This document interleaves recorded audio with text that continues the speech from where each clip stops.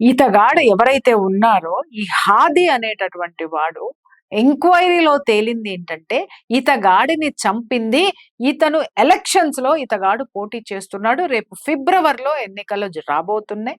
ఆ ఎన్నికల్లో ఈ ఇతగాడిని ఎవరైతే పెంచి పోషించినటువంటి ఈ యూనస్ ఎవడైతే ఉన్నాడో వాడి పార్టీ నుంచి కూడా ఇతగాడికి టికెట్ ఇవ్వలేదు. కాబట్టి అతని ఇండిపెండెంట్ గా అతను పోటీలోకి దిగాడు. విపరీతమైనటువంటి తీవ్రవాద భావజాలం ఉండడమే కాక మత పిచ్చి ఉన్నటువంటి ఒక భయంకరమైనటువంటి వ్యక్తి అన్నమాట. మతోన్మాది. ఇక్కడ మనం ఏదన్నా ఒక చిన్న జై శ్రీరామ్ అనగానే మతోన్మాది అని మాట్లాడతారు.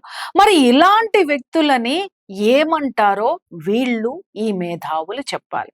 ఒక మేధావి మాట్లాడుతూ ఉంటాడు, అబ్బా గో బ్యాక్ అని. వాడు రారా కెమెరా ముందుకు వచ్చి మాట్లాడి ఇప్పుడు.